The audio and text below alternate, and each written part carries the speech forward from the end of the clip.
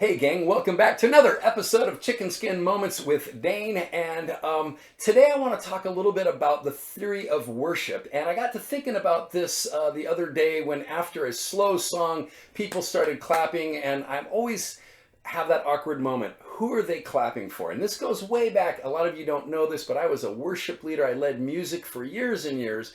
And the whole clapping thing always made me feel a little funny. I'll explain a little bit more about that. But real quick story, there was this one guy who always sat in the front row, and I don't think he quite grasped the theory of worship. And so, I get it sometimes after a big boom, boom, boom song. Yeah, everybody's like, yeah, we're kind of giving up for the Lord.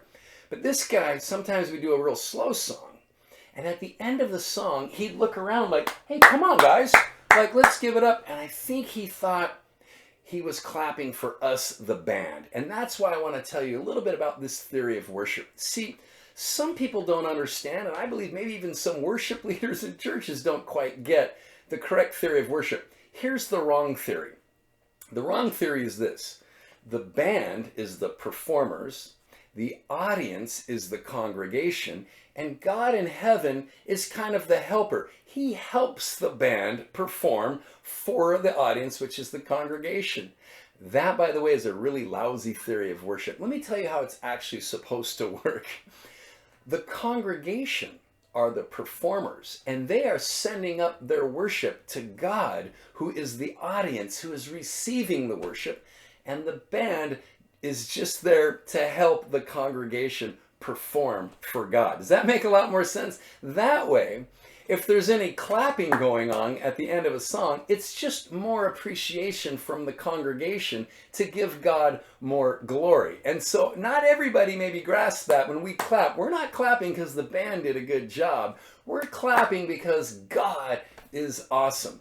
So to give you more on that, a few years ago, I was visiting a church over in La Hui, and I was the guest speaker. And the pastor came up and he said, hey, Dain, I got to let you know, we don't have our regular worship leader here today, and we kind of got this new guy. And I'm like, hey, no problem. And yeah, sure enough, when the band started, the guy's guitar was out of tune.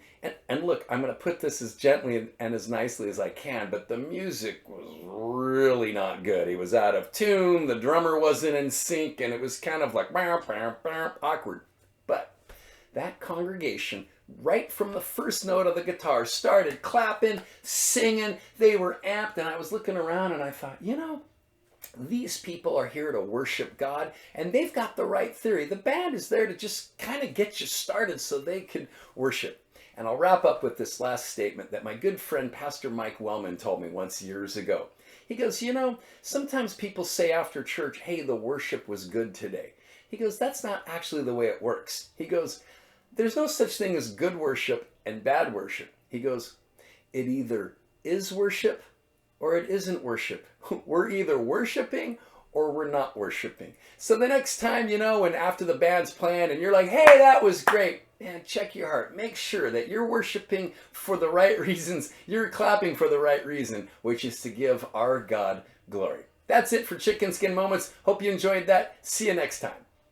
Hey gang, thanks for watching. Make sure you hit the like button, hit the subscribe button, tell your friends, write your congressman, whatever you got to do. But thanks for watching the video. You're going to want to check out this next video as well. And other than that, we'll see you next time. God bless.